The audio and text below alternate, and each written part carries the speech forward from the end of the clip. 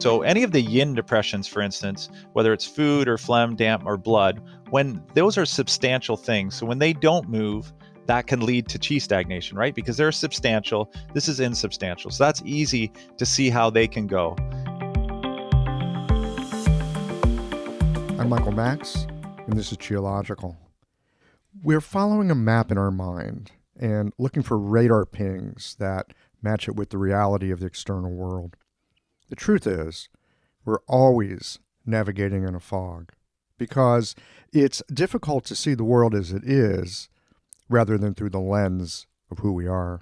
So easy to overlay what we think on what actually is, with the constant stream of conscious thought that whispers a description of who we imagine our patient to be, or hoping that we can find a template that fits their condition so that our work might be helpful to them. When I'm honest with myself, I am too often walking at the edge of uncertainty and unknowing. It's not a comfortable place. I prefer to think and experience myself as a capable and skilled practitioner, and so end up dependent on the improvement in my patient's condition for a sense of satisfaction that the work I do has value and makes a difference. For those of us who value ourselves based on the results of our labor, this practice of medicine is difficult. We pay a price for having to come to terms with uncertainty and must find a way to have our engagement with the work itself be enough. There is a line from the Bhagavad Gita that we are entitled to our labor, but not to the fruits of those endeavors. I think it's true, and it's taken a long time to be able to live into the sense of that. How do you define yourself when the results of your labors are not entirely in your hands? Perhaps you are like me in recognizing the deep longing for a sense of certainty and that positive results will naturally follow from doing the right things. The world is often frustratingly frugal in giving us what we think we deserve in exchange for the effort and energy expended. And yet, in typical contradictory yin-yang fashion, it is the moments of greatest uncertainty, the moments where we didn't take the next step, but instead took a leap that we might not have been able to explain to ourselves or anyone else, that in retrospect brought about the most profound transformations in life. We crave certainty, but it is the chaotic potential of the unknown that holds the greatest potency for learning and for transformative change. The usual maps, guides, and methods are wonderful when they approximate reality and function as expected, but they're a hindrance when exploring new terrain. It's all too easy to take the unknown and try to shoehorn it into the familiar. Being able to distinguish when we have a reliable map and when we're in an uncharted landscape is an essential skill for clinic that is also helpful in other areas of life. Dynamic, complex systems, be they biological or societal, rarely act the way we imagine they should. We are often enough up against the limits of our understanding when others are relying on us to be capable guides. It's unavoidable in the practice of medicine, and this is where the first principles of our medicine are most useful. Are we looking at excess or deficiency, heat or cold, yin or yang? Is the issue at hand due to the failure of generation, or is it coming from a lack of control? I suspect we all crave the solidity of a definitive diagnosis. We want a reliable result as the fruit of our labor. But often enough, we don't have a diagnosis. We have a hypothesis, and we have to test it with the treatments that we give, and then be able to attend to the results. What we do might not work, and there's plenty of getting it wrong on the way to getting it right. It helps to take the result of your treatments as feedback and not a commentary on your worth. So long as you have the capacity to inquire and not shy away from the recognizing where you got it wrong, the medicine and your patients will teach you how to get better at your craft. These conversations come to you through the generous support of our sponsors and members. Blue Poppy, your new one-stop shop, has speedy shipping options on everything that you need for your clinic. It's Women's Health Month at Mayway Herbs. Check out their new website for learning resources on helping women with herbal medicine. Are you a creature of habit? How about making a change that helps your patients and the planet with AccuFast needles? And later in the show, raising your fees doesn't have to be a difficult process.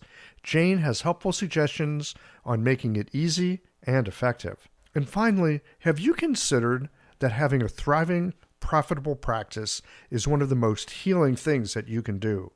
Julie Bear Don't Walk has, and she can help you do something about it too.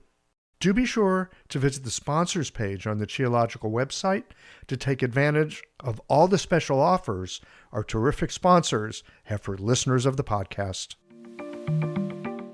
Picture this. Your clinic is buzzing with patients, and then you realize that you're down to your last box of needles. No need for panic, because Blue Poppy, your one-stop shop for all your acupuncture needs, they ship orders received before 3 p.m. on the same day. With a quick visit to Blue Poppy's website, you can order premium needles, herbal formulas, and that special Dr. Bob's oil that your patients love. Blue Poppy understands practitioners can't keep patients waiting. That's why they strive to get you what you need when you need it. From high-quality Chinese herbs and formulations to acupuncture supplies and clinical essentials, Blue Poppy has served practitioners for nearly 40 years with products that meet the highest of standards. Discover everything Blue Poppy has to offer by visiting www.bluepoppy.com, and don't forget to subscribe to their mailing list for exclusive offers and more. Hi folks, I'm Yvonne Lyle, president of Mayway Herbs. May is Women's Health Month, and as a women-owned and women-run business, we especially love how Chinese medicine can support wellness through every stage of a woman's life. So in this month's newsletter and podcast, we're covering topics like PMS, pregnancy, menopause, and osteoporosis. We'll share expert insights and effective treatment strategies you can put to good use in your clinic. Our Plumflower brand line includes herbal tea pills, tablets, extract granules, and organic herbs, all of which you can find on Mayway.com, and where you can also find articles, videos, and other resources to support your practice. Since 1969, Mayway has been a trusted source for high-quality herbal products. In these challenging times, please know that we remain committed to keeping our products accessible and affordable so you can take care of yourself and your patients. As always, thank you for supporting Real Chinese Medicine. Daily habits and routines feel comforting, familiar, easy, automatic. That's the power of repetition. You've worked out the kinks and can do it with your eyes closed. But what if you shook things up? What if you ditched the old routine and tried something new? Hi, I'm John Sten. I've practiced acupuncture for over 30 years, and together with my wife Kelly, we created the world's first eco-friendly acupuncture needle. The AccuFast earth-friendly needle system cuts your packaging waste by 60 to 90%, depending upon your needle type, speeds up your needling, gives you more control, and best of all, while you're healing patients, we plant a tree for every 2 boxes your clinic uses. Thousands of acupuncturists have already made the switch. In just the last year, they've helped plant over 16,000 trees. Since we started, that number has grown to over 50,000. So break the routine. Be the change. Visit AccuFastNeedles.com. Your patients and the planet will thank you. It takes time and practice to understand our medicine and to be able to use it in ways so that our failures can be instructive and assist us in getting better at what we do. It helps to have teachers and mentors who can help us to better engage the basic principles of East Asian medicine. Too often I hear people say, Chinese medicine doesn't treat that, when I suspect it is more that they've not been able to figure out just how Chinese medicine treats a particular condition. Rob Helmer has been working on first principles for quite a while now. In this conversation, we discuss how mastery arises from a mastery of the basics, that the fundamentals are essential to understanding complexity. He also has some thoughtful ideas about the role of depressive heat that underlies so many of the chronic conditions that you'll see in clinic. Let's jump into this conversation now with Rob.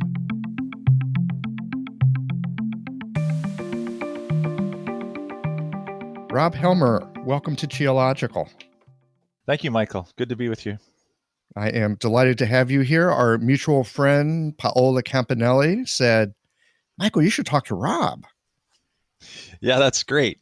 Met Paula many years ago working at Mazen Al-Kafahaji's clinic, and I mentored her at the time. And then after that, she took off to the East for many years to learn the language and study in China and Taiwan. So before her return to Germany. So yeah, it was a great connection to connect with you through her. We got to get her on the show here at some point. For sure. Absolutely. So she said I should talk to you because you have some ideas about using herbs. You have, and especially around issues of depressive heat.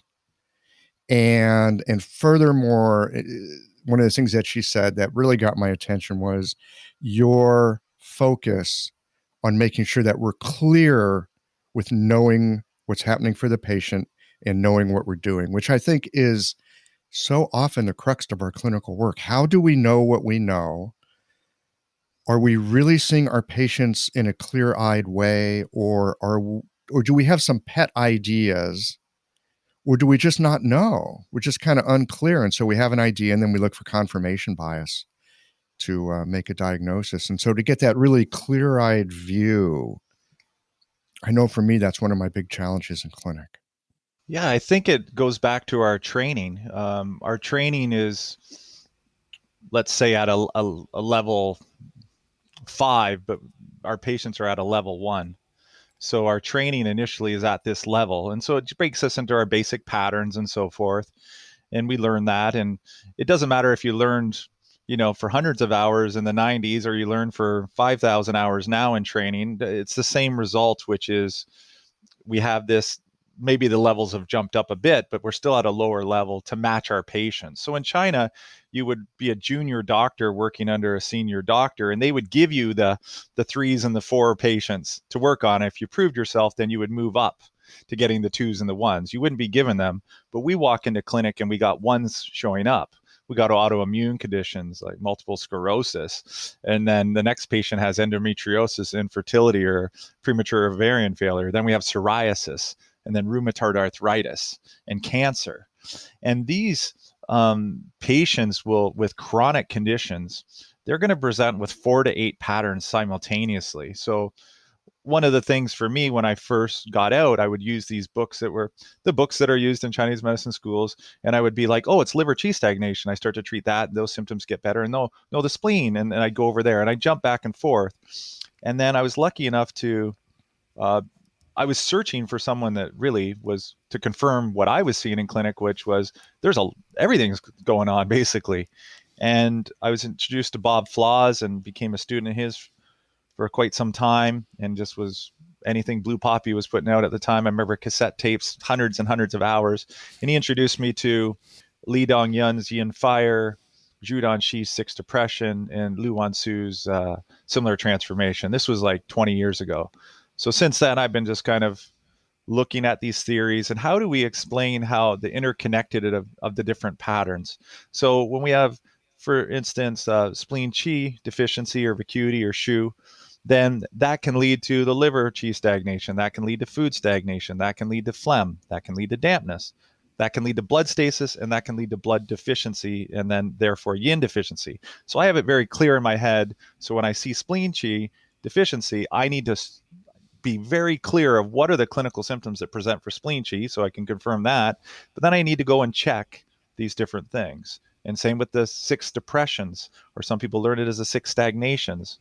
And when you have one, you have to check for all of them. And Bob Flaws used to talk about, it's like cockroaches. When you have one, you have more than one.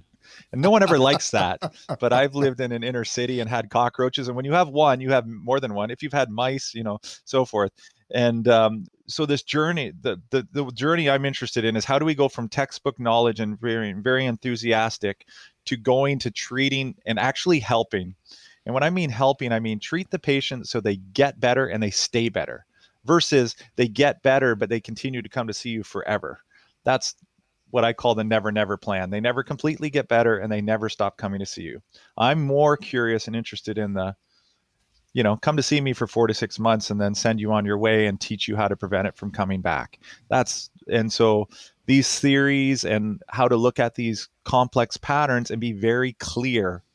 Oftentimes, from the beginning, we'll talk about peeling onions. I am against peeling any onion. I am into treating all 4 to 8 patterns at the same time with one formula or acupuncture prescription. I'm not into peeling a layer. That doesn't work for me. And that's not how I teach. And clinically, it just doesn't get success long term. So I'm against peeling onions in this metaphor. I'm more into be very clear what's going on. And then you simplify. So when you're saying the liver qi stagnant, then it's like, well, I'm going to use chai hu and shang fu and he wan pi, or I'm going to use large intestine 4 or liver 3, and so, but I can't do 10 herbs for that pattern, or 10, because there's also 4, 5, 6, 7 other patterns going on that need to be addressed. So we get down to the very basics. And yeah, I can go on further on about that, but that's kind of a starting place of, I think, the greatest doctors I've come in contact with are the clearest doctors. How can a doctor in China see 50 patients in the morning, but yet they give you the diagnosis, they give you the treatment principles, and they give you the formula and do tongue and pulse within 3 to 5 minutes? It's because of the clarity. The clarity. You have to be clear. And then from clarity comes confidence. You get clear on your diagnosis, you get clear on your treatment, you get results, you get confident. So clarity and confidence is basically, I think, my approach and my way of teaching and helping people is getting, if they come from a seminar or a course from me, it's like, I'm clearer. At what level? It depends on where they started, but they're going to be clearer, and they're going to look at, like any great thing is you come across a writing or a teaching, whatever, it's spirituality or business or whatever, you kind of look at the world through different eyes. And so some of these teachings about let's get very clear.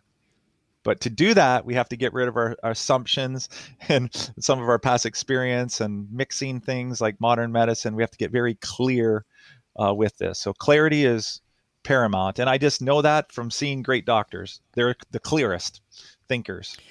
Well, I would say in my clinical experience, I have found that when I am clear, when I see something in somebody and I go, this is the pattern, this is it. And like you were just saying, we're often seeing several different patterns at the same time.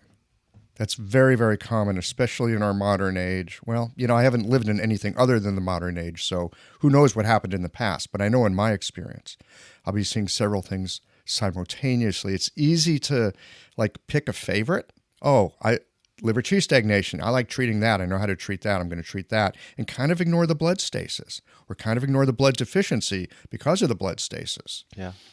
So a question that I carry into clinic for myself is, how are the different patterns that I see related to each other? Now, of course, everything is connected to everything. And so we could take that stance and go, well, I got to do something about everything because everything's connected. That said, generally there are certain things that are going to be a bit more primary, right? It's like a bigger domino. It's like if you knock this one thing over, it's going to take care of the other things. Yeah, that's one way to look at it. The way I approach it is this, is you collect the symptoms of the individual. So usually in a chronic patient, they're qi stagnated, the liver depression qi stagnation. When I say liver depression qi stagnation, that means the qi stagnation is coming from an emotional source. So this is, historically, this isn't me making it up. Sometimes this is depression is translated, it's the character you, it's translated as constraint or pent up energy, and often in English, it's totally left out. But it's code in Chinese. When you say liver depression, qi stagnation, you know that qi stagnation is coming from emotions versus qi stagnation and blood stasis that's caused by a traumatic injury, for instance. It's different. Mm-hmm. It's different. And the treatment's different. And then there's specific herbs. I have an article coming out in the Lantern in September where I talk about depressive heat. And so there's specific herbs, if you look at the Materia Medica, that resolve depression, and so it's a code. These little things are important. And then the spleen So being, from your perspective here, Liver qi stagnation means emotions are involved. Liver depression, qi stagnation, yes. Mm-hmm. It means that emotions are involved. They're the cause. And so stress. And the definition of stress in Chinese is unfulfilled desires. So that's a big topic to talk about unfulfilled desires. But, you desire something to be different than it is. Isn't that basically the human condition?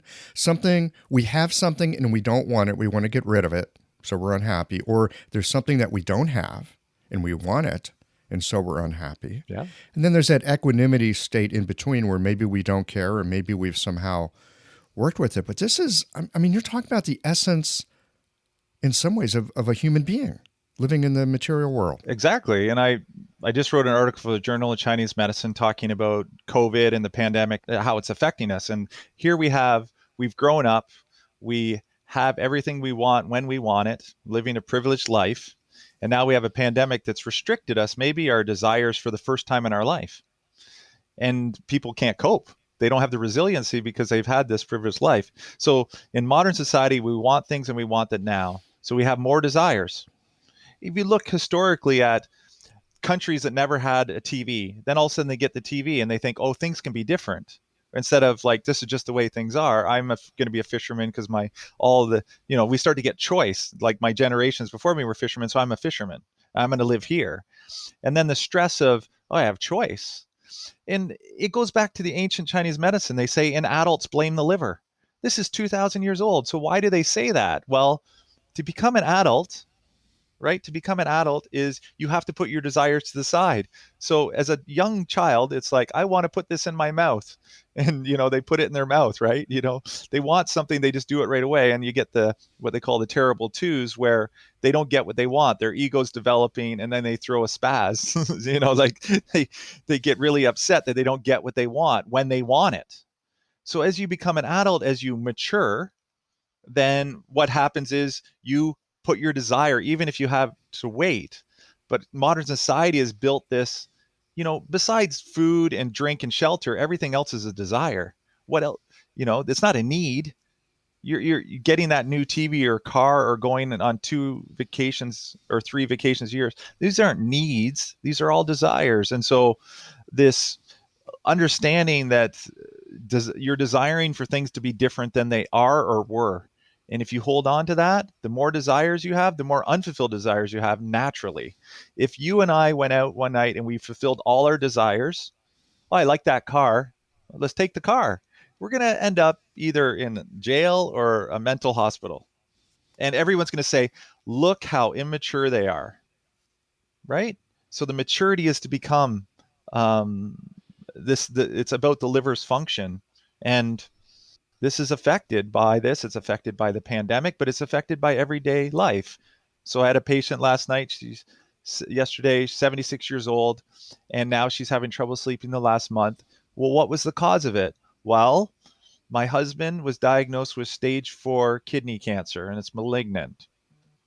She has a desire not to have her husband die, right? And be sick.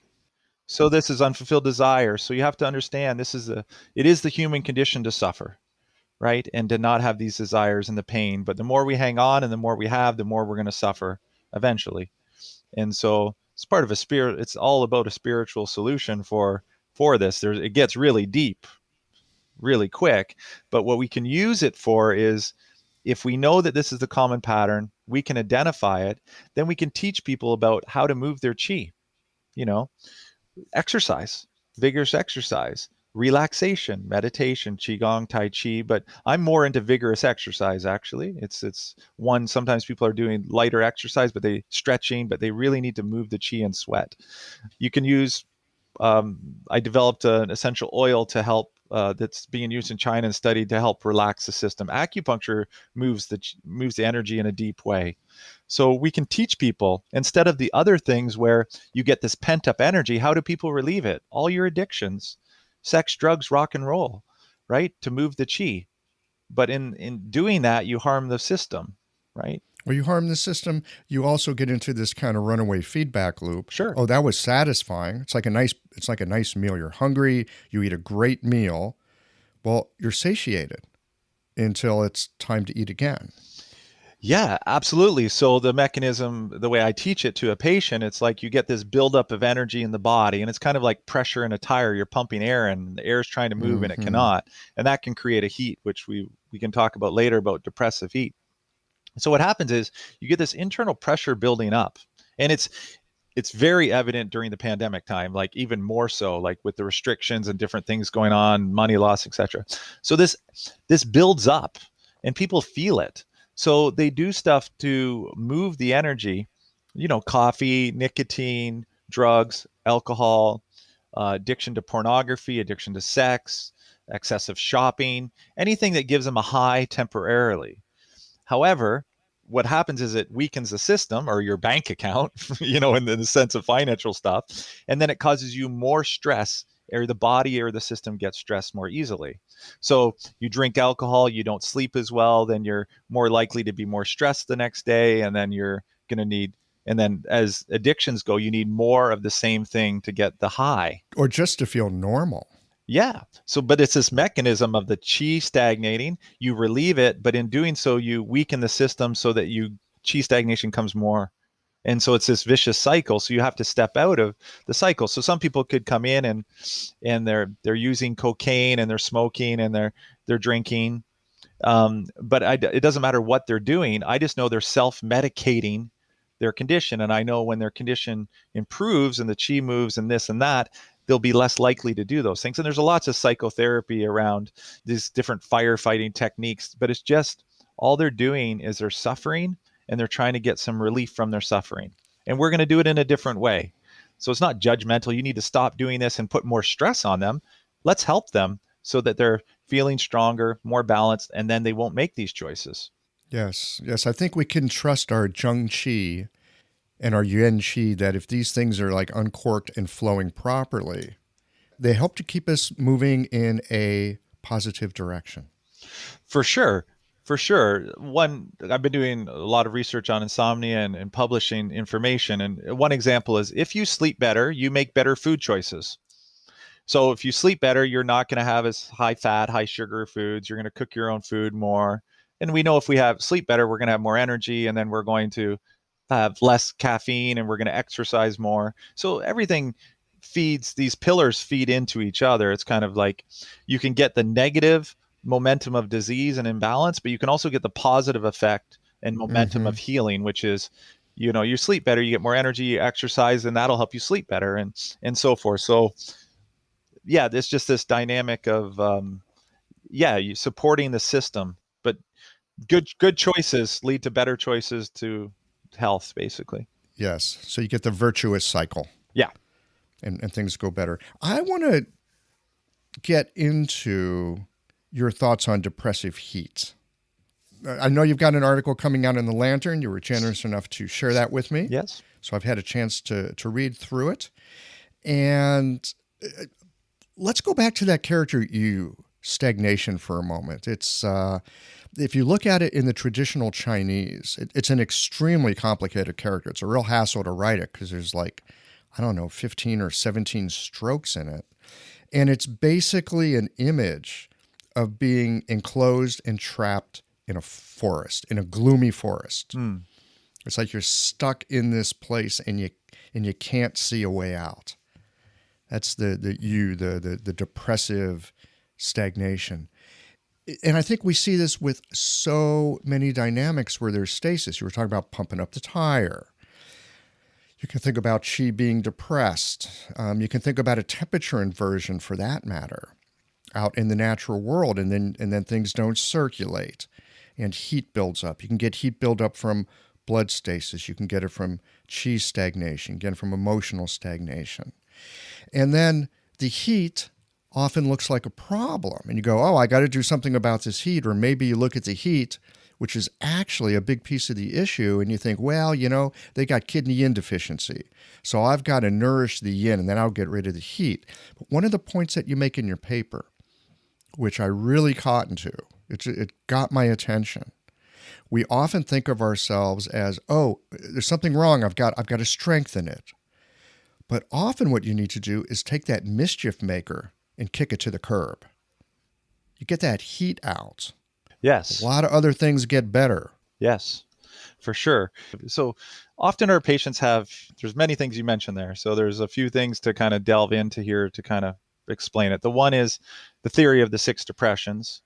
And then there's a theory of the similar transformation and how those manifest. And then we can tie it into the yin deficiency, which is probably the most overdiagnosed pattern in TCM. From mentoring and teaching for many years, this is by far the pattern that gets diagnosed. Even without symptoms, people are diagnosing this all the time because the person's of menopausal age, so they're automatically this, or so forth, or they used to do recreational drugs, so that wears the kidney in. So there's a lot of assumptions made instead of looking at, I'm a fact-based person. I'd say it's like a detective. You need facts and evidence. You can't Evidence-based medicine. You can have intuition as well within it to where to look, but you still need to collect evidence. Well, in Chinese, you probably know this from spending time in China. The word evidence and the word diagnosis, zheng, it's the same character. I didn't know that. Yeah, that's further, makes the point for me. So if we want to delve into depressive heat, so I think most people would agree that most patients have an element of heat. Chronic patients have an element of heat. So what are our choices of types of heat? Well, we have the deficient yin heat, we have phlegm heat, we have damp heat, we have excessive heat, replete heat, or fire, this category. So those are kind of our types of heat.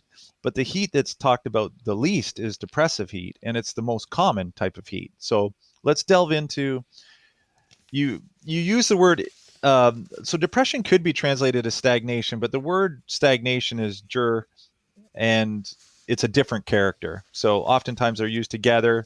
So I don't use it in the explanation of the character because, and I use Nigel Wiseman's and Feng Yi's dictionary. This is what I use as because I'm not a linguist. And so they just try to use if it's a different character, they try to use a different word. So it's not wrong to use it, but it's also confusing because it's a different character than is normally translated as stagnation. This episode is brought to you by Jane, the clinic management software that honestly just makes running a practice easier.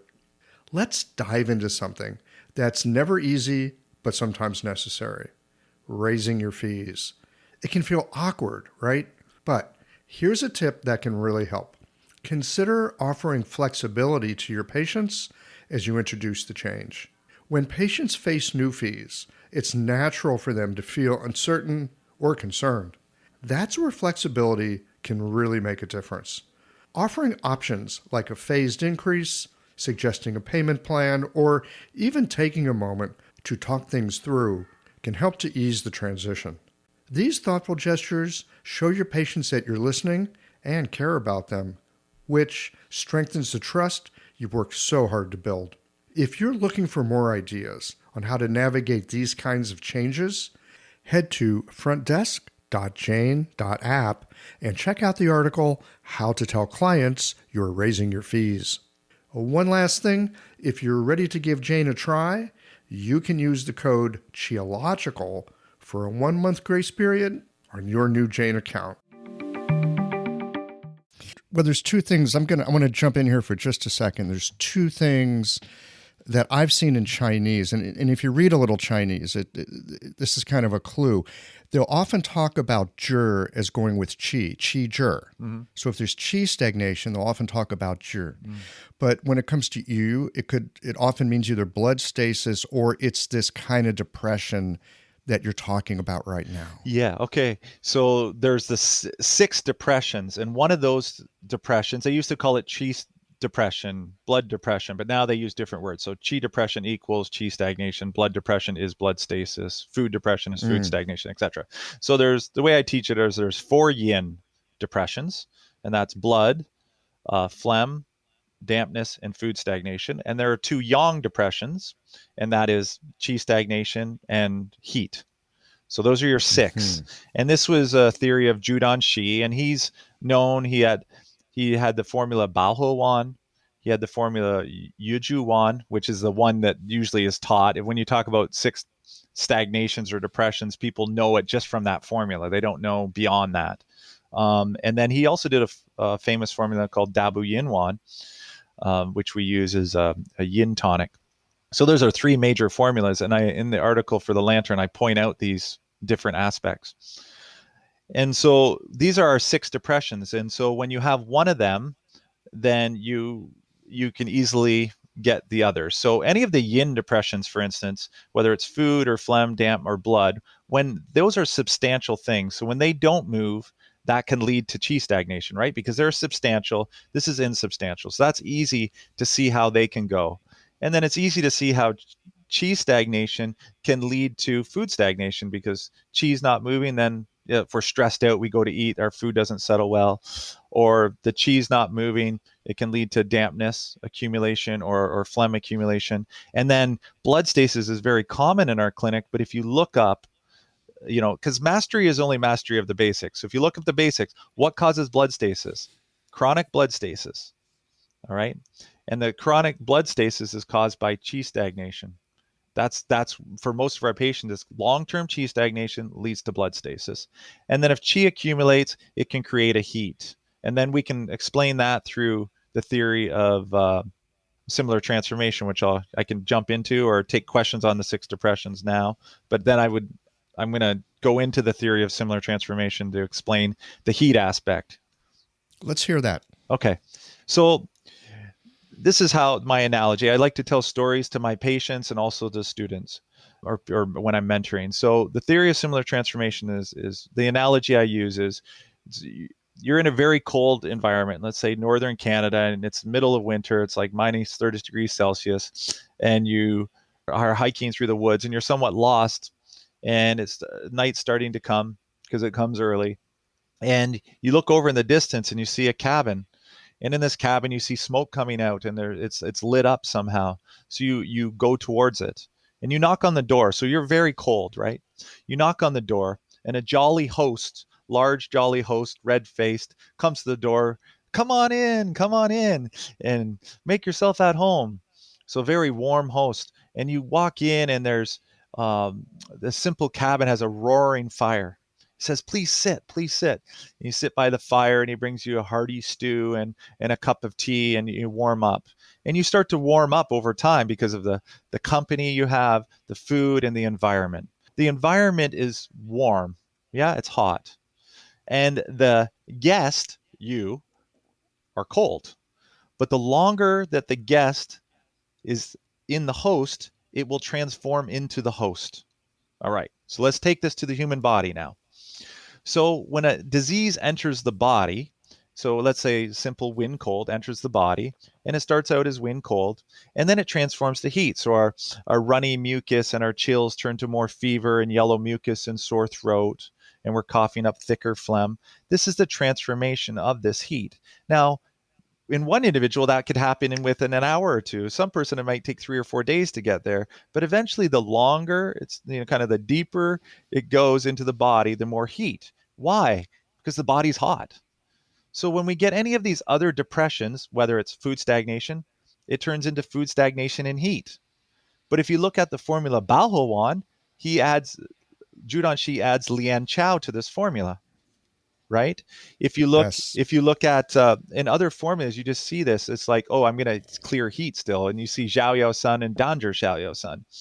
And so phlegm, it was interesting because I asked Paula, she was spent time in Chengdu in pediatrics, and I at one time specialized in pediatrics, and she said, oh, 60% of the patients had cough, or 70%. And I said, well, that's actually the most common reason that a parent will bring to any medical, modern medicine included, is a cough. So I'm like, oh, that's interesting. I go, how did the doctor treat it? And she said he had 3 patterns: wind heat, phlegm heat, and damp heat. And why? Well, kids are yang in nature. So the younger the child, the more yang they are. So they're not going to have a. And she said, oh, maybe in a few years there was one case of cold. And so our modern patients, because of our lifestyle and so forth, and because of the chronic nature, they have these dampness as damp heat, right? It's not cold, damp, and the lower warmer. You don't see evidence of it in clinic. You don't see blood cold, in my opinion, but you see lots of blood stasis with heat. But the renaissance of Chinese medicine was thought of as the Jin Yuan dynasty, and that's when Judan Shi, Lu Wansu, Zhang Zehe, and Li Dongyun lived. And they went from disease is not caused by external, it's caused by internal. Lu Wansu came along, in my own words, and says, out of all those wind and damp and all this, the most predominant thing is heat. And then Li Dongyun comes along and says, it's internally generated. So even if there are signs of cold, and often we do see signs of cold. So I'm thinking of menstrual issues in particular, right? You never see women putting ice packs on their belly because it makes them feel better. They always use heat. There's often an aspect of cold that goes with menstrual issues. At the same time, I can see what you're saying, that that cold can cause a kind of stagnation that then leads to heat. And we'll hear about these patterns of like cold wrapped in heat, which I remember when I was in school, teachers saying that, and I could not crack that nut. I just could not. I didn't have the mental gymnastics to see how that stuff would work. But after some time in practice, you can see how these things transform from one into the other. Well, what I would say is that you can have cold and heat simultaneous, but there isn't cold in absence of heat. So an example is you could have a cold, damp spleen, so to speak, spleen chi being low and tendency cold and damp, and then you could have a hot stomach at the same time, such as in the formula Ban Sha She Shen Tong. So these things can coexist, but it's not just how many patients have you. I don't know if I've ever saw in clinic a patient that comes in with just stomach cold. You see the difference is, yes, there might be in this element of, this part of the body's damp and this part's dry, just like a garden. But the heat aspect, if you go into it, and Li Dongyun's Yin Fire and Bob Flaws and Blue Poppy and Chip Chase, who's passed on now, they were doing these translations and kind of unlocking these puzzles of these books to say there's always liver depression, chi stagnation. There's also the spleen's always weak. There's some type of heat. These are the key elements. So if we go into clinic and we're expecting there to be liver depression, chi stagnation, we collect the facts and evidence. Then we collect the facts and evidence of the spleen chi being weak. And then we find out what type of heat. Then we're now into 3-4 patterns already. And this is the basis. So that doesn't include blood stasis. That doesn't include yang deficiency. That doesn't include yin deficiency. But it gives us the solid base of what's there. It's a better starting place than one pattern. You're already 3 to 4 in, and now you have to check these other things. It's every patient, right? It's every patient. So it's not like I don't know if I see this in clinic. And that's where the clarity comes from. Once you say depressive heat, so if we go into depressive heat, the liver chi doesn't move, and that causes depressive heat in the liver. So if the person has bitter taste in the mouth in the morning, they have more extreme symptoms of liver chi stagnation. They get flush easily with alcohol, or when they're nervous. These are some signs that there's this depressive heat in the body. It could be they get heat symptoms premenstrually, like a patient last night. Like they'll get sweating premenstrually. It's not related to yin deficiency. It's related to qi stagnating. So once you're able to identify qi stagnation clearly, and then this depressive heat. And now depressive heat, once it's formed in the liver, it goes upwards. So this heat forms, pathologically heat goes upwards. So it can go up to the heart and cause insomnia, palpitations, restlessness, anxiety, sores on the tip of the tongue, all your red face, etc. Or it can go up to the head, headache, tinnitus, red eyes, all the different skin problems that happen on the head and the face, primarily rosacea, acne, seborrheic dermatitis, right? And I would say that there's different types of, so the depressive heat is there, and then what type of depressive heat is there? Is it depressive heat in the lungs, the stomach, liver, gallbladder? Then we might use Xiao Chai Hu Tong, right? If it's a type of blood heat, which means blood heat could cause different skin problems, but it also could cause menstruation to come early or be excessive. And that's the key indication for Danger Xiaoyusan initially. So that's a depressive heat formula. Or is it affecting the mental emotional? And we can get into Chai Hu Longu Muli Tong. This is depressive heat. They all have Chai Hu in the formula combined with other herbs, because Chai Hu is moving the chi and then they're clearing the heat. If you clear heat, I mean, if you move the chi and don't clear heat enough, this is where you could get side effects of upper symptoms of heat going, or the heat symptoms could get worse because and that's where I had a patient last night with that's had insomnia, sleeping really well, went drinking and couldn't sleep that night and got all these heat symptoms in the system. So oftentimes there's so many hundreds of cases of people that you help their depressive heat and their night sweats and hot flashes go away quickly within days.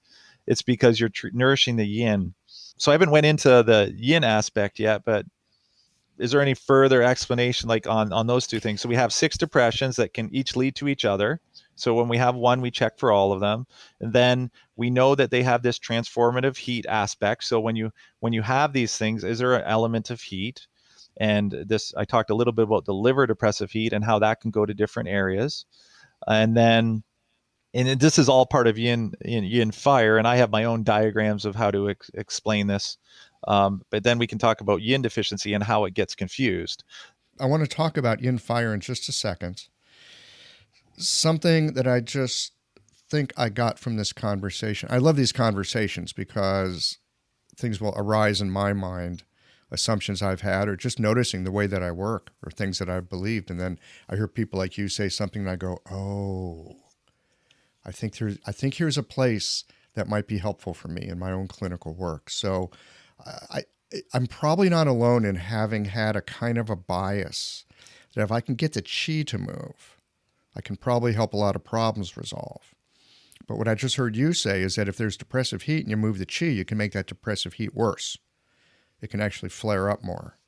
And I realize that I've had this bias toward, oh yeah, get that chi to move. Well, maybe before I move the chi, let's clear some of that heat. In fact, let's take some of that heat out of there and look again and see what we see. Maybe I don't need to move the chi as much.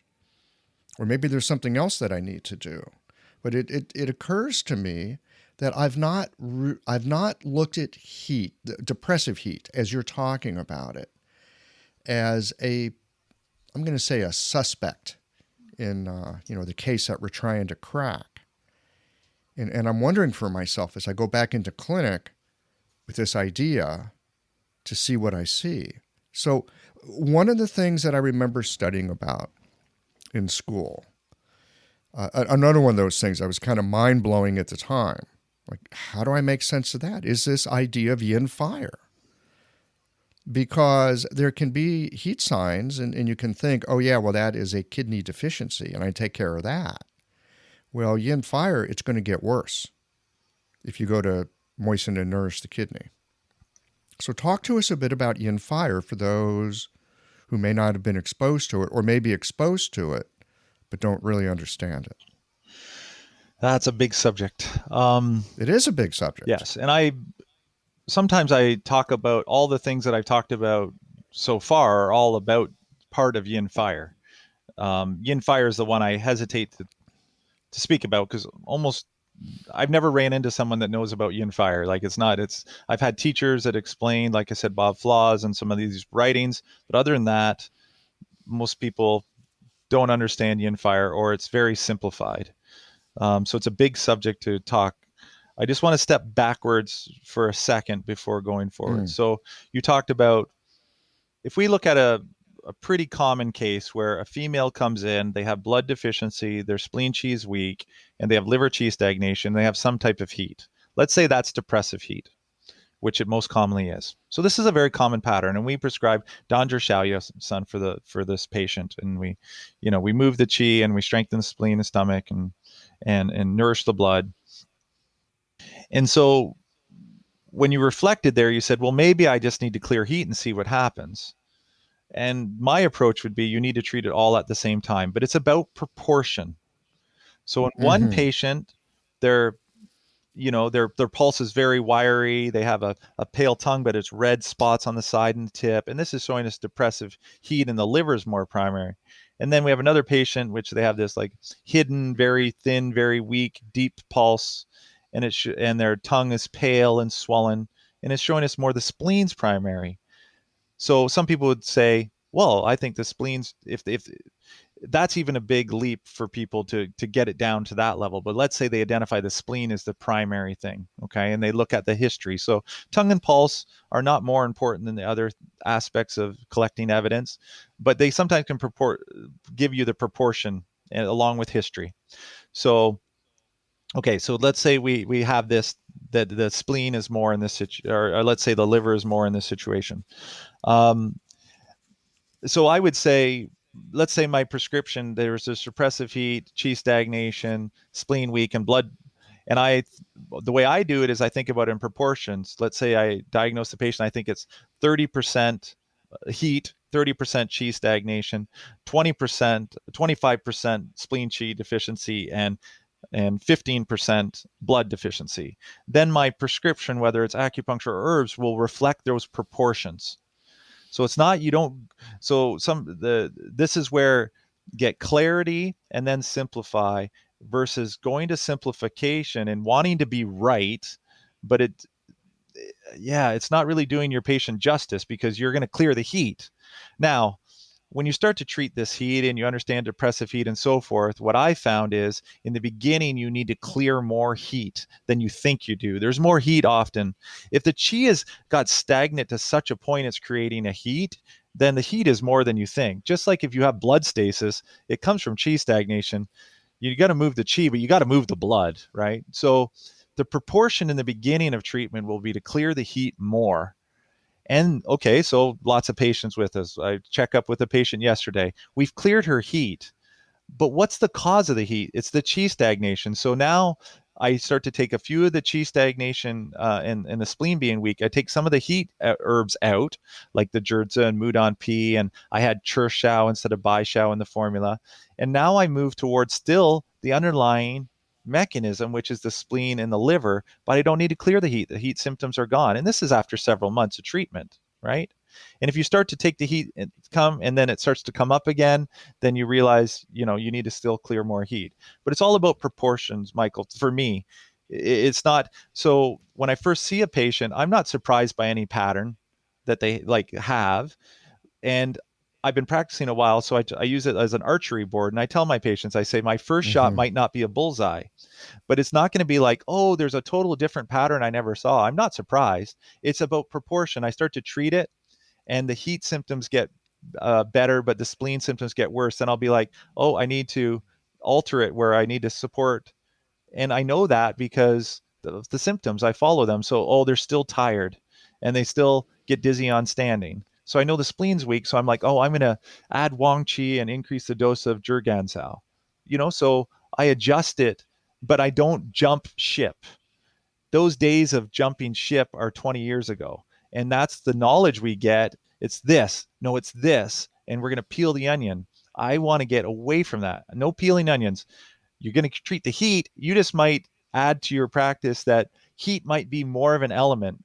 So you might add in 20% of clearing heat. You might add in large intestine 11, or you might add in Wang Qin in your formula. You're not going to change it totally. You're just going to say, oh, there's heat here. And blood stasis is like that too. There's many people have blood stasis and it's underdiagnosed. So once again, it's not like you're changing everything. It's just like, I didn't realize this chi stagnation for the last 15 years is causing blood stasis symptoms. When I look further for blood stasis symptoms, I find it. When I look further, I find heat. So what I'm saying is find the heat and then find out where it's coming from. And most times it's coming from chi stagnation. Yes. So find the heat. And if you see some heat, think about cockroaches. There might be more heat than you think there is. Yeah. Okay. And I like this. This is very helpful. I like this idea of, it's not that is it this pattern? Is it that? Is it this? It's like, yes, it's all of these. What's the proportion? All right. We know what the target is. The target is the constellation of patterns that we see. The important thing is, what is the proportion of those? It's not like there's one that's, there might be one that's the main one. But instead of jumping around, oh, it's this, oh, it's that, oh, it's this, and going, slam dunk on any of those directly, how much of each. I mean, it almost sounds like putting together a investment portfolio, right? You want a Yeah. little bit of growth, you want a little bit Hmm. of bonds, you want some large cap, some small cap. Exactly. What are the proportions really makes a lot of sense. Exactly. And it's Michael, what happens is it shifts too, based Oh, on of the course it based does. on the time, the women's menstrual cycle, and the seasons, and how much they're exercising and how much stress they have. So you move with the patient. So as it shifts, then you can shift, but you don't shift out of something you don't know. You have to have evidence. You cannot make a diagnosis without the evidence. So if the evidence of that is there, right, then you need to treat it basically. And sometimes, of course, it's like, well, it's mostly chi stagnation. It's just starting to get some blood stasis symptoms. Maybe moving the chi is enough, you know, to move the blood. Maybe. Mm-hmm. but Maybe. but it's important to understand that, but that's a choice. Like that would be a choice I make. I mean, like, I'm going to move the chi here. I think there's blood stasis. I'm going to put that in my diagnosis because I see a little bit, but I'm going to move the chi a bit and maybe use something like dongui or danshan that move, or yi mu cao that moves the blood a little bit, but it also helps the chi. So it's a conscious choice that it's there, but it's just a little bit. Let's see by doing this if it's enough. For instance, yang, it all yang is a bunch of qi. There's no yang deficiency without qi deficiency. So most commonly in clinic, spleen qi deficiency turns into kidney yang deficiency. Kidney yang deficiency doesn't show up out of nowhere. Just like yin deficiency, all yin is blood, body fluid, and essence. So you don't get yin deficiency, I mean, without blood deficiency, basically. So these are progressions of the basics of TCM. Yeah. So the other thing I talk about, there's two kind of, usually I start a seminar, and in the Lantern article, they're using this story of the elephant in the dark. And it's an old teaching story. This one comes from Jalaluddin Rumi from the Mesnavi. And they talk about, you see this elephant in the dark, no one saw an elephant, and they go in and experience it and describe what they feel, Mm-hmm. right? And then if we all went in Yeah. together and We all know that story. yeah. So this It's a story great story. is how I approach Chinese medicine. Like, I'm sharing you my experience, whether that makes it right or wrong. And then I usually end a course with a quote from the Buddha, which says, don't believe because you read it somewhere. Don't believe because some old age sage told you. Don't believe in conjecture. Don't believe. But if you hear it and you put it into action and it is true, then live by it. I'm just kind of paraphrasing. Yeah. Well, in essence, you're saying investigate it for yourself. Yes. So it's like any spiritual teaching or other teaching. I'm just a person that's maybe a little further up their mountain than some. And I'm saying, I see this here. Look. And that's what Bob Flaws and other people did for me, was they just said, look here. And I've been spending 20 years looking. And now I've developed my own diagrams and maps, which is in the Journal of Chinese Medicine, the June issue of this year, where I share a map that I developed, which is how my brain works. But now I've actually written it down as a map, how all these things are interconnected. And I sent you this as well. And so all it is it's not about being right, or like I'm right, you're wrong, I'm better. It's just basic Chinese medicine, and it's a map, and lots of experience saying this is what's come, and I have put it into action. So the depressive heat article is about, this is depressive heat to my understanding. This is how I resolve it, in clinic, look for it. And so the first step for people, once I said clarity and confidence, if you go to your clinic and you read this article, or listen to this podcast interview, and you just go to look for heat, and you get rid of your assumptions and the veil that's blocking you because of all this talk and what you think you should do in modern medicine and all these blocks and your knee-jerk reactions, and you get rid of them and you just look for the facts. Just look for the facts. They'll say kidney insufficiency. I go, what symptoms of kidney insufficiency? And there won't be any. Oh, they have dry mouth or they have night sweats. Well, look in your internal medicine book. There are 4 main causes of night sweats, and one of them is yin deficiency. One of them is heart, blood, spleen qi deficiency. One of them is depressive heat, and one of them is latent heat from a cold. Well, if you haven't had a febrile condition lately, it's not latent heat. If you're not over 40, it's not going to be yin deficiency. And you know how many patients I treat with depressive heat and this other pattern of the the heart spleen dual deficiency and resolved their night sweating in days. But I was the same person. Like, I've fallen in the traps. I've fallen down the mountain, right? It's not because I've been immune to these things. I saw this elderly patient and tried to treat them with yin deficiency for their insomnia with Tingmon, Bush, and Don, and all they got was loose stool. They didn't get better sleep. And then I'll take a 76-year-old and I'll treat depressive heat and they get better. So it's through the falling down. It's like these investment people that make lots of money because they went bankrupt 3 or 4 times. I've made all these mistakes and had someone pointing the light. Maybe it's different. So oftentimes when people hear my teachings or writing, it's like, thank you. That's what I've been seeing all along. One of the things to me that's interesting is we want to get it right and we want to feel like we're right. Number one, we want to help our patients. Number two, we want to feel like we're decent, competent doctors. Well, like you were saying, clarity will give you that confidence. And that's a good way to get it. And I think there's a subtle distinction here between I see something and someone told me it was X, Y, or Z. And so I'm identifying something based on what somebody told me. And of course, that's the scaffolding we all get when we are beginning, because that's how you begin. But at a certain point, the scaffolding has to come down. And we've got to be able to do exactly what you were just talking about, where we are able to look for ourselves and make the determinations. What am I seeing? Now, making that determination of what am I seeing is the first step. Of course, the second thing is, what am I going to do about it?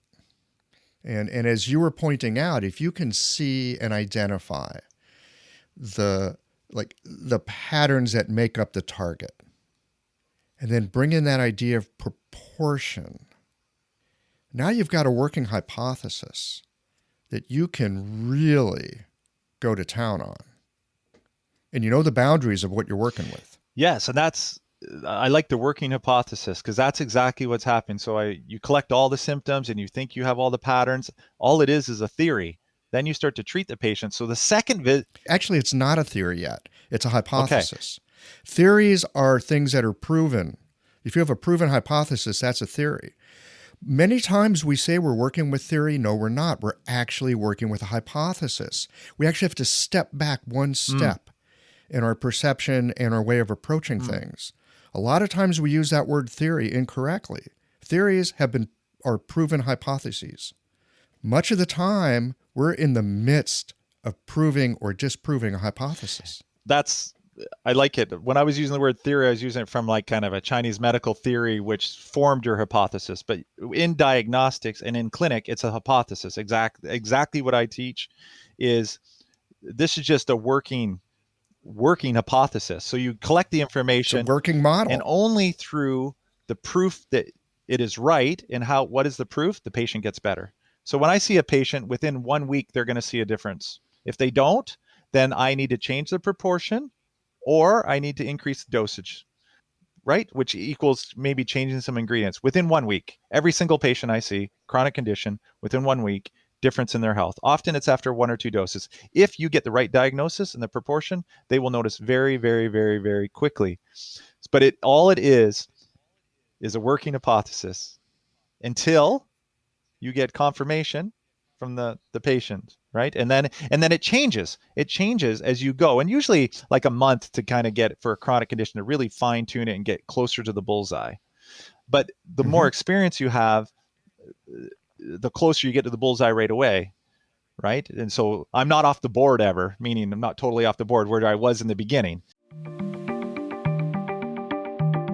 Having a thriving, profitable practice is one of the most healing things you can do as a healthcare practitioner, because a robust business is the ultimate expression of vital chi, and that's the heart of our medicine.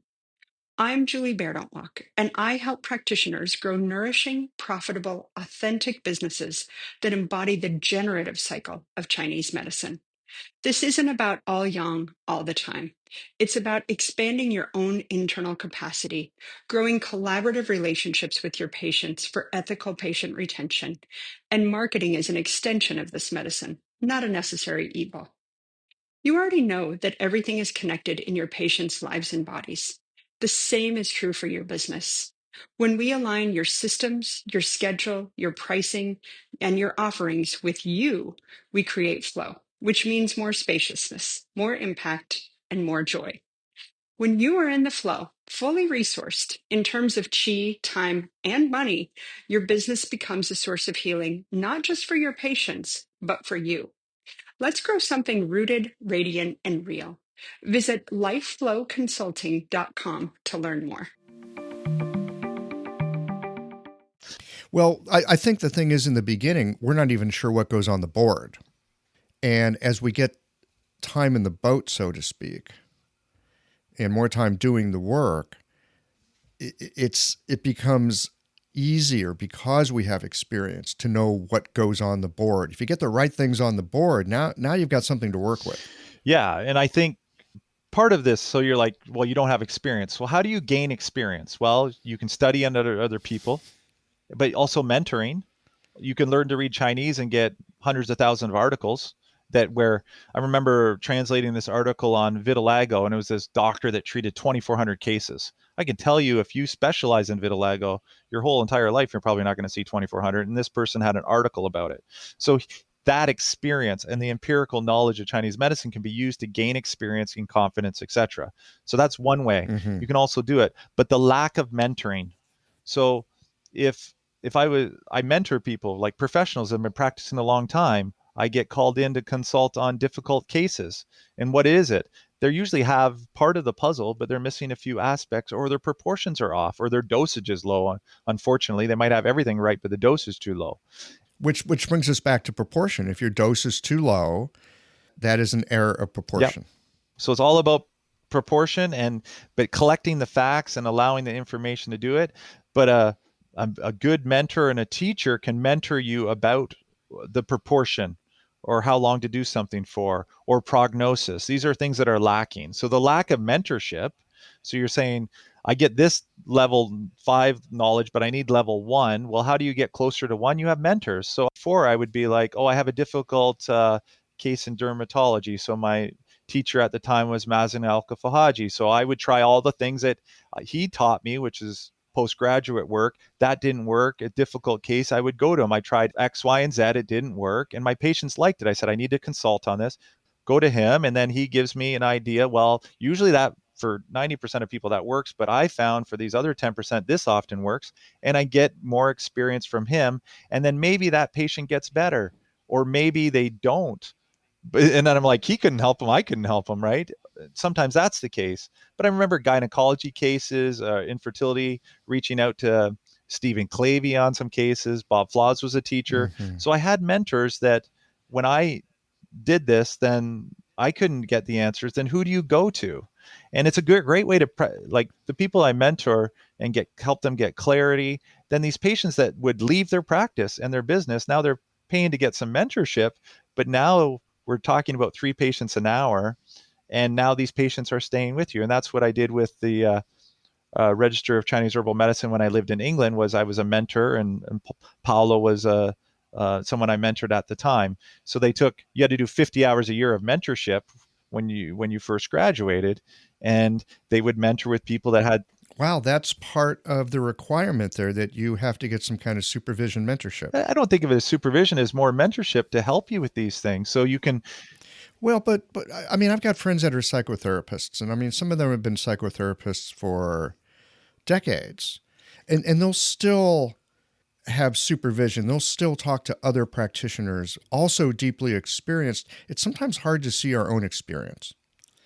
And so it takes going to somebody else, sharing what you see. Sometimes they'll see the things that we're not seeing. Exactly. And the other thing that comes from that, I remember at Mazen's clinic in England, Paolo was working there. There was Andrew Flower was working there. Marcus Grasser, this woman named Chin Lee. There's 6, 7 in Mazen was working there. But this person had 10, I had 10 years experience at the time. This person had 12, this person had 15, Mazen had 25. You put them all in the room and we start to talk about some cases. We start to talk about tinnitus. And everyone in the room was like, no, I don't like to treat tinnitus. So difficult to treat. Oh, I'm breath of relief. How many times I was trying to treat tinnitus and it not improving. And here we have 60, 70, 80 years of experience saying, no one can, it's very difficult. So Tinnitus is hard. yeah, so this is just this type of experience is invaluable. And I think anything you want to do in life, you have to have a mentor. I learned to keep bees. I had a mentor. I learned to make maple syrup, big thing here in where I am in Canada. My grandfather did it, but he had passed. So I found an older gentleman who wanted me to carry in the sweet water and taught me how to boil it. And he had an extra person staying through the night boiling. And I learned. So I think anytime I want to learn something, I want to get mentored. I wanted to learn to translate Chinese. Then I like reached out to all these people translating Chinese. How did you do it? How can I do it? And then I developed my own way. But one of the things earlier is any good doctor questions things. Any person that's at a high level of anything questions these. And it's a simple question: is this true? So whether a person told me this or not, is it true? Whether I read it or not, is it true? And I'm this person's in menopause, so they kidney yin deficiency. Is that true? Is it true? And so I asked this question: is that true? Not based on what someone said or read or what it's supposed to be. Um, and I wrote a book on bedwetting many years ago, and I don't know if this I translated like 150, 160 approaches and research, etc. And so bedwetting is pretty simple. It's like a qi deficiency of the lung or the spleen, or kidney weakness, not holding. And you can break it into yin or yang, or an excess pattern of damp heat. These are the basic three patterns. Now, so I read this article, and it was this doctor saying it was stomach heat. So they did a case study, and they had all the typical like mouth sores and excess of hunger and like all the stomach heat, but they also had bedwetting. And then he gave Ching Wei Sun to clear heat from the stomach formula, and the person got better. And I don't know if it made it into the book, I can't remember, but it was just stood out. You have to treat what you see. When we get these textbooks, it says these are the most common patterns. These are kind of the guidelines that most cases. So they take irritable bowel syndrome and they say, well, these are the most common patterns. And they take multiple sclerosis, these are the most common patterns. And these are the TCM diseases that equal this. So it helps us to get this, what we call a magic funnel. We have all these patterns, but we have to funnel it down to what it is. And we do that through confirming a certain pattern or confirming that it isn't a certain pattern, right? So we would say, oh, is this liver yang rising? And you say, well, liver yang rising actually means there's yin deficient symptoms as well. And then you're like, no, it is this liver heat rising, but there's no yin deficiency. What do you call that? You call that depressive heat. And then you're like, and then liver fire is there's no yin deficient, but it's fire symptoms. Fire tends to go upwards. It tends to cause sores. It's more severe, and it causes bleeding. So if you don't have the sores or the bleeding and so forth, then it's liver heat or fire. What is that? If it's not liver fire, if it's not just repletion, it's depressive heat. You see? So the information Yes, is right there yes. for us. It's the basics, but question things. Is it true? Is it true they have this? Or are we making it up because we want to be right, as you said, and we don't really know? Or it's too much work to figure things out. It's too complex. So I'm just going to do this simple thing because it's too complex. Well, you could do the simple thing. That kind of falls under do no harm, perhaps. But I'm thinking here, first of all, I love this question: is it so? Is it true? Because that is helpful in all kinds of areas of life, including how you get along with your family or your friends or your community or your politics or whatever. That's a potent question, my friend. That is a powerfully potent question. Is this true? Is this so? I thank you for that. That just rings a bell for me. And the other piece is something that you had said earlier, and this is what we see with our textbooks. Oh, it could be this pattern, could be this pattern, could be this pattern. That's like a teacher saying, this is the thing, as opposed to saying, look at this and tell me what you see. Right? And what I hear you saying is, we've got these patterns. These patterns are not reality. These patterns teach us how to think in a certain way so that we can understand the dynamic. If we can see the dynamic, now we've got the right things to put on the board. Now we start shooting some arrows to find out what our proportions are. Yes, and so it's really the interconnected. How is this interconnected? So, for instance, if you look up, like I said, mastery is mastery of the basics. You look at blood deficiency, look in any textbook. What is the cause of blood deficiency? These are simple things we diagnose every day, but what is the cause of blood deficiency? The cause of blood deficiency are three things. It could be blood stasis, and so there's a static blood, there's kind of this old blood, so you have to transform the old to create the new. This is used in gynecology after giving birth and so forth, but it's a minor part of theories and talked about. Then you have excessive blood loss. So you have blood deficiency because you've lost excessive blood. And then the third one is your spleen is weak. So in a chronic condition, it's almost always the spleen is weak if there's blood deficient symptoms. Always. Why is the spleen weak in women more than men? Well, they give birth, they menstruate, and they breastfeed. So we know that.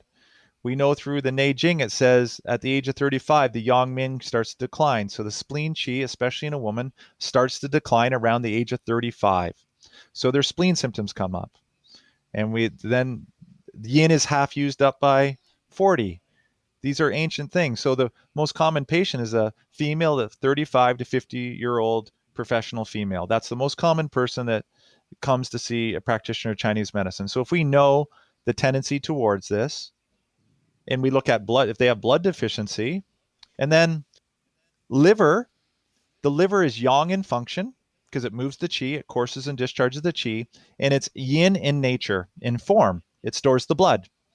So what that means is if the liver qi isn't moving, it could be because there's not enough blood nourishing. So one aspect, we call it emolliating the liver or softening the liver. And what does that mean? It means nourish the liver blood so that the liver qi moves better. Yes, drink some peony root juice. Yes, it's Bai Xiao and Dong Gui. And you look to the ancient formulas. When you look at Li Dongyun's formula, he had 330 formulas, and he usually would add Dong Gui or Bai Xiao into every formula. Why? Because he also actively moved the qi mechanism, and he gave lots of qi supplements to the spleen. Okay? It shows up in Buzhang Yi Qi. So you want to make sure that there's some blood in there as well. If you're working with the qi, you want to make sure that you're also giving a nod to the blood because of their intricate, intimate relationship with each other. But this idea of softening the liver to help the qi move better. So there you can see how it's easy for liver depression, qi stagnation due to our lifestyle, the spleen being weak, and blood deficiency is just 3 to start. And then you look at blood deficiency. What does blood deficiency, what does that cause? Well, if you're blood deficient, your spleen qi is going to be weak. If you're blood deficient, your blood's not going to move as well, so it can lead to blood stasis. And if you're blood deficient, it can lead to yin deficiency, which can lead to deficiency heat. So all you need to do is look at these in the diagram in the Journal of Chinese Medicine, the one I sent you, is looking at this map of, and just asking, what can blood deficiency lead to? Look at any textbook and draw the line. And I just told you the 4 ways. And then liver qi can go 5 ways, and spleen qi can go 5 or 6 ways, and depressive heat can go. So if you understand these basic mechanisms, that almost every patient of ours has these things, so you don't have to look far. But then you have to look at stuff like blood deficient. So a student says to me or someone or mentor, they have blood deficiency. I go, okay, what are the symptoms? And I would say, what is blood deficient? Is it the liver or the heart? The very different symptoms. The liver, you're breaking your nails, you're maybe dry eyes, trouble seeing at night, driving. That's a key liver blood symptom. You might have spasms or twitching due to the not nourishment of the tendons of the jin, right? You have these types. And then the heart, you might have palpitations. Pale face relates to the heart. Pale tongue, thin pulse relates to the heart. So you see the difference in symptoms, but that means different herbs or different acupuncture points. So we could get simplified and say blood deficiency. And I'm saying, okay, you're not done yet. Which one is it? Right. So which one is it exactly? So like blood deficiency, great. What kind of blood deficiency? Yes. And then that chooses. And is that primary, or like where did that blood deficiency come from? let's follow that track. So, yeah, this is why Chinese medicine is such a wonderful and curious and difficult thing to practice. It's these amazing puzzles that, on one hand, I find, well, I don't know if I'd say entertaining, maybe a little entertaining. I mean, intellectually, it will keep you sharp. At the same time, it's so difficult because things are interrelated. We need to look at what I'm using air quotes here, thing is, be that Qi deficiency, blood deficiency, stagnation, heat, whatever. And then more importantly, at least in my way of looking at things, we need to look at the relationships between the things. It's one thing to name the thing, and it's important and it's helpful and we need it. But we also have to understand the dynamic and the relationship between those parts. So on one hand, we're looking at a snapshot. At the same time, we're looking at a movie, and we need to do them both simultaneously. Yeah, no, it's not. It's not easy. You know what's not easy is if you don't have a map.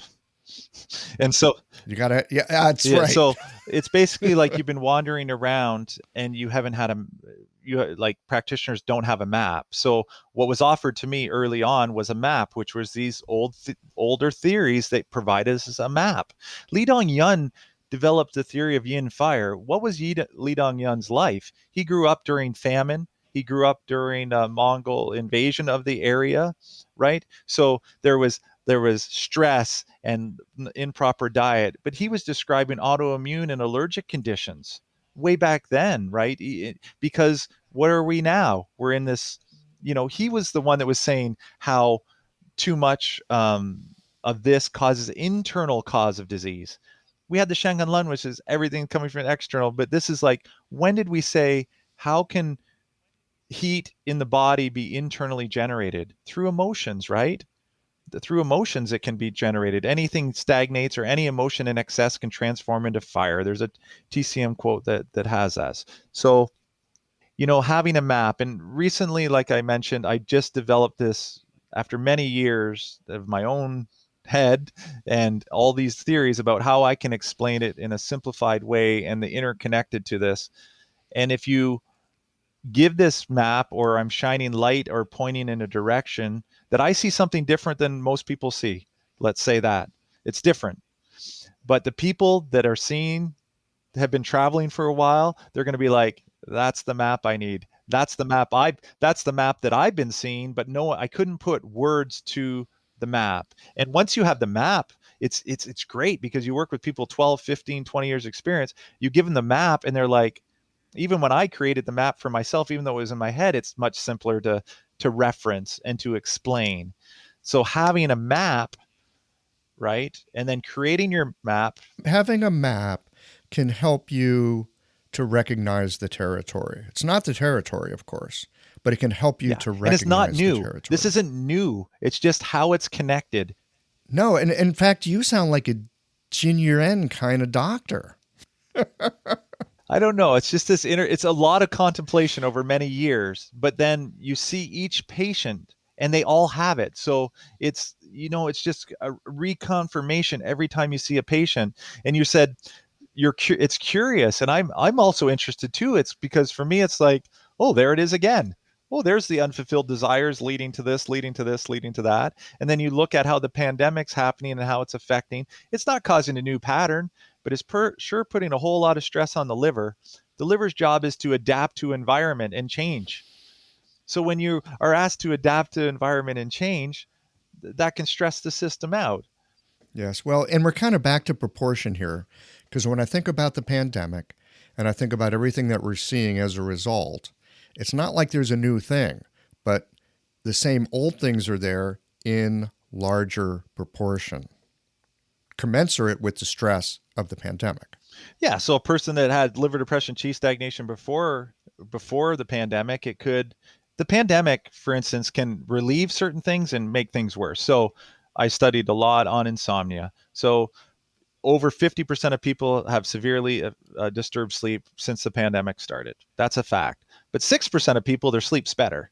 Maybe they're not doing the commute. Maybe they're spending less time in the meetings that they didn't like. Maybe so any type of stress, a person retires, it relieves their stress. Another person retires and it causes them stress. So the same thing. And in clinic, when I teach and mentor, a lot of people say, oh, they were abused, so that means they have this. And I say, no, what are the symptoms? So let me give you an analogy. This is the analogy Right, right. It's like show me how that's manifesting in this moment in their situation. in the patient. Mm-hmm. So I had this woman yesterday. I mentioned earlier about the husband with the cancer, and you could say, oh, that's caused her to have more qi stagnation. But her symptoms aren't qi stagnation. It's actually qi and blood deficiency. It's put more drain on her. She has to do more herself, and that's wearing her system down. Now she can't sleep. I could understand if it was qi stagnation symptoms, but in this patient, it's not how it presents. This is the analogy I use always for this about stress. You have this two people driving, and the traffic lights, there's a malfunction in it. So what happens is there ends up being an accident, but it's no one's fault, no person's fault. But there's an accident and they hit. Two cars hit. The first person that gets out of the car, and they're a big football player. They're 300 pounds, 5% body fat. They get out. They're red. Their face is red. They're yelling, what's going on here? Why did they're blaming everyone, etc. The person in the other car is an elderly woman of 80 years old. And she's like, what happened? And is kind of confused. And like she withdraws and starts to cry. I didn't mean to do it. Is it my fault? Same stress, different response. Mm-hmm. So you cannot assume, oh, they did this. This means this. Oh, they drink alcohol. That means they have heat. No, they could have dampness, or they might not have anything. They're like, oh, they have sex 5 times a week and they're 50 years old. So that means their kidney essence is going to be deficient. Maybe not. It could actually be very healthy for them because it's moving their chi and it's a way of them dealing with stress, and it's good for their heart and it's good for their prostate and all these things. So we make these assumptions based on these old theories. But once again, follow the symptoms, follow the patient. How much is too much? Well, it could be a sip of coffee is causing a problem sleeping at night, and then another person it isn't. So question things. Is it true? And it will be true when you see like where the tire hits the road, rubber hits the road. You'll see from the patient. But if we start making our own assumptions, and my teacher said this, and it's always this, and I would be like, is that true? In this moment with this patient. And if you can get out of your own way, and that's me. The better I get at practicing medicine is I get out of my own way and I make less and less assumptions. That's how I get better, basically. I think this is probably a great spot to wind it down for the moment. We may have to come back for another conversation, but I for love that, now, Michael. I love ending this on, is that true? Is that so? That is, again, it's such a powerful question. We can take it into our practice. We can take it into our life. We can look at the world in general. It is such a useful way to stay in the moment, look and see what's in front of us. So I really appreciate that. Rob, if people want to find you, and I can put this on the show notes page as well, but where would they go to find out more about what you're doing and what you're up to? Yeah, you'll start to see a lot more of me. So I've been kind of withdrawn and taking this in, and now I'm kind of going out into the world with more teachings and sharing what I know, and kind of transitioning from being a teacher who kind of shares all the perspectives to kind of sharing more of my perspective. And that's why I appreciate being here today to share. Um, but yeah, we'll put some notes on the things, but there'll be different platforms you'll see me in, different medical journal articles like the Journal of Chinese Medicine. I've just written an article on COVID somnia from the pandemic. There'll be a second part to that. The first part is about the theory, then there'll be case studies in the second part. The Lantern is we'll be releasing an article, the Register of Chinese Herbal Medicine magazine or journal will also. So there'll be more and more coming forward. I'll be doing courses with the TCM Academy in the future as well. So you'll see courses through there, and also the Journal of Chinese Medicine. So there'll be lots of opportunity for you to find me out there. And you can all, we'll put my contact information. A lot of people just mentor and so forth, but I don't have a huge social media platform and so forth. I'm just a practitioner, basically. I do research, and I write and I do these things, but really it just comes down to I'm just a practitioner out there, seeing and treating as many and helping people. And I want to improve Chinese medicine. And by doing that is just to question things. How can we grow? How do you grow Chinese medicine? People want proof of this and convince this person. Just help people lessen their suffering and help them get better. That's how Chinese medicine, but we cannot do it using these basic theories. We need to dig deeper, go deeper, deeper understanding of the patients, and that will help more people, and Chinese medicine will grow and flourish. Just because more people are doing Chinese medicine does not mean that we're in a healthy state. If we don't go deeper, it's not going to be good because people won't get help where they need it. So I'm happy to help you. Hopefully this helps you go a little deeper, and hope in the future you can always reach out and doing different courses and classes and so forth. Great. I so appreciate our time together today, and I can hardly wait to get into clinic with Is This So? Yeah. All right. All right. Thanks so much, Rob. All right. Thanks, Michael. Bye for now.